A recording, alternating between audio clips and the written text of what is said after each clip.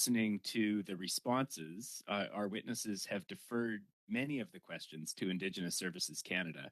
And so I wonder if you could very briefly sum up PSPC's role with regard to Indigenous procurement, separate from the role of Indigenous Services Canada. So our role is to actually meet the 5%.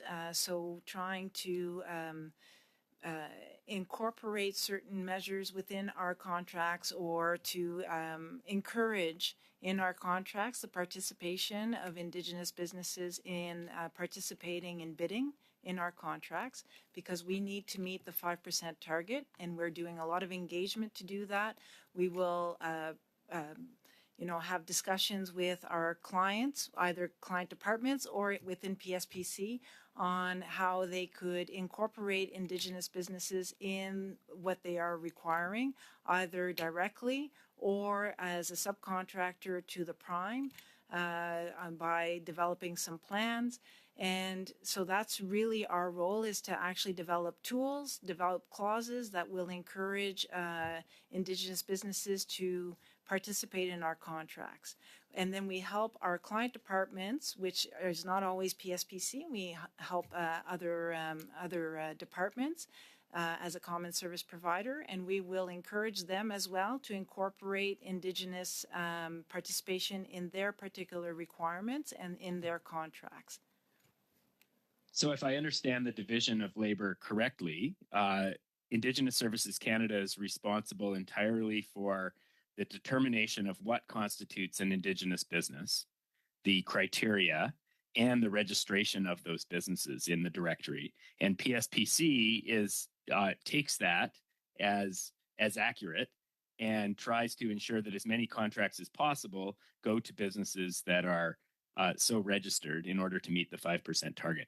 Now, this committee study has pointed to really serious and troubling discrepancies and situations that question the integrity of that process. Has PSPC ever raised concerns about ISC's certification process and the directory, and the possibility of fraud or misrepresentation in that list of Indigenous businesses?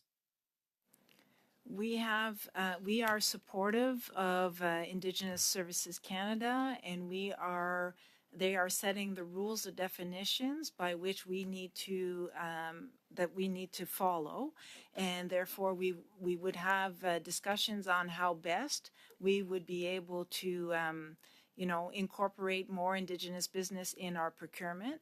And through PAC, we also make sure that there's good communication with Indigenous businesses or Indigenous representation, and they then have those discussions directly with Indigenous Services Canada. But my understanding is that one of PSPC's roles is to ensure the overall integrity of government procurement. And so, it's been obvious to many people that there are serious and systemic problems with the Indigenous procurement process. Has PSPC conveyed any of those concerns to the client departments that you work with? I'm not aware of that.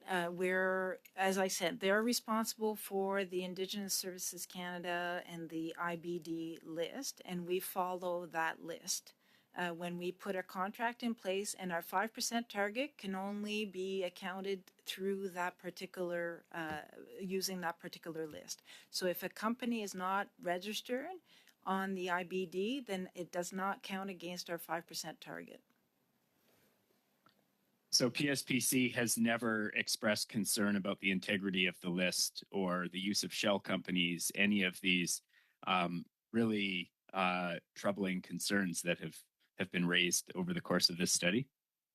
Our responsibility is to actually have discussions through Procurement Assistance Canada with Indigenous firms, and they provide some information, and then we make sure that they are in contact with Indigenous Services Canada, and those discussions are happening over there, not with PSPC.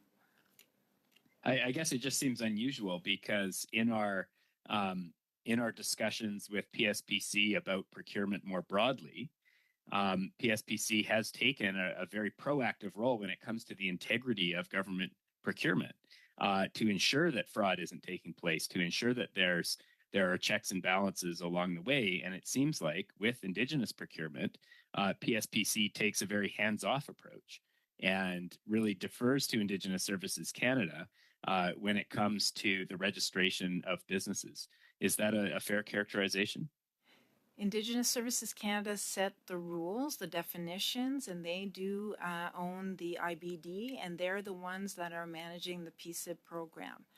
The Departmental Oversight Branch, who is responsible for the integrity of the procurement, we have certain clauses within our contracts, and there are certain rules.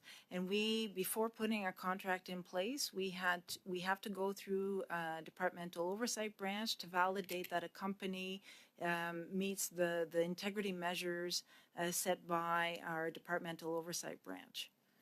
And then we also have clauses in our contracts that, you know, the code of conduct, the conflict of interest, so that if ever something does come about, we have ways to remedy our contracts either through termination or other means.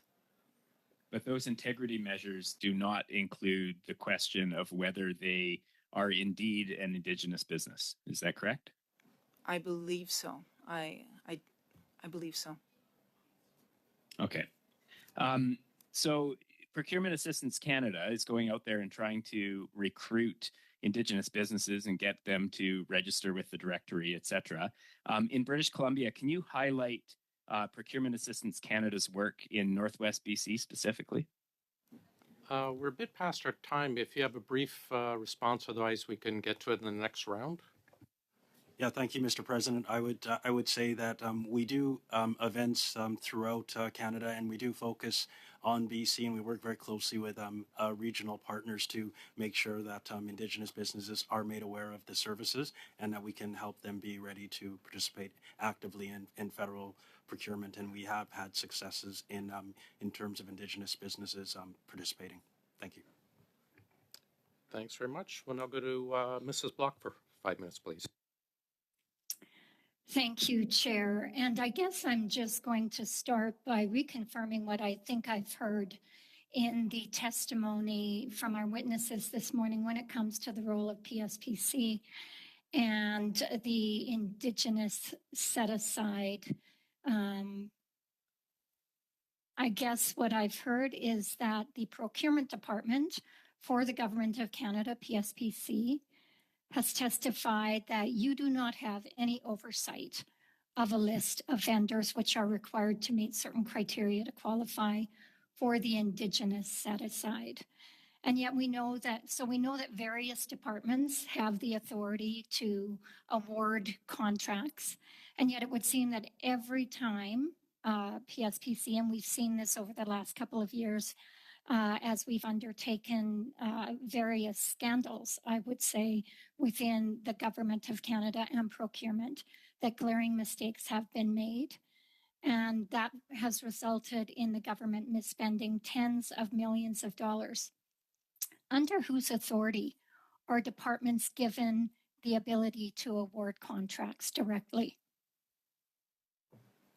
That would be the Treasury Board Secretariat who outlines the policy. So they're responsible for the directive on managing procurement or on the management of procurement. Okay. Thank you. So after widespread reports of abuse and fraud and the use of shell companies, is PSPC at all curious about getting to the bottom of it?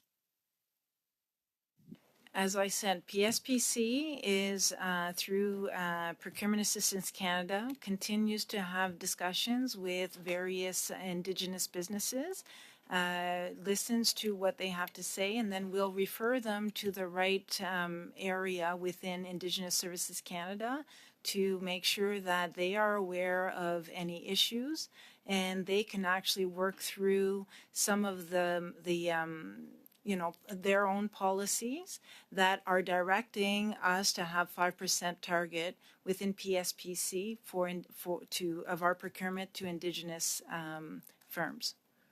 Right. So you're directed to have a 5% target, and yet you are not responsible to ensure that that target is actually being met by businesses actually going to Indigenous, by contracts going to Indigenous businesses. So PSPC is not prepared to step in to deal with the failures of this program and ensure that money meant for Indigenous businesses is actually going to go to Indigenous businesses. Is that what you're telling us here today? What I'm telling you is that Indigenous Services Canada are responsible for the PSIB program. They are responsible for the IBD, and they are working with Indigenous communities to manage the IBD, possibly make changes to the IBD, but it is PSPC must follow the rules set by TBS as well as ISC with relations to the 5% target to put some of their contracts in place for with Indigenous firms. With all due respect, I believe that PSPC does have a responsibility to ensure that taxpayers' money is being spent effectively and efficiently. And if I was seeing reports about this kind of abuse within a program, I would certainly be sounding the alarm and trying to figure out how this could be addressed. I want to get back to the issue of subcontracting. Recently, the Procurement Ombudsman launched a broad review of government procurement, specifically on the practice of bait and switch. Now, this follows on the heels of revelations that your department has allowed companies to engage in the bait and switch with the resources working on their contracts with no repercussions. We talked a little bit about subcontractors earlier in response to some of my colleagues' questions. If you are not monitoring the subcontractors, how can we trust that this program, which is supposed to award contracts to Indigenous businesses, is actually working the way it's meant to? So in our procurements, when we have a prime contractor, we are incorporating certain measures, or the prime contractor is who we have a contract with, and they have subcontractors, and they are obligated to incorporate the similar type of measures for the subcontractor as they do in their prime contract with the Government of Canada. But we do not manage subcontractors at PSPC. Thank you very much. And I believe that's a problem.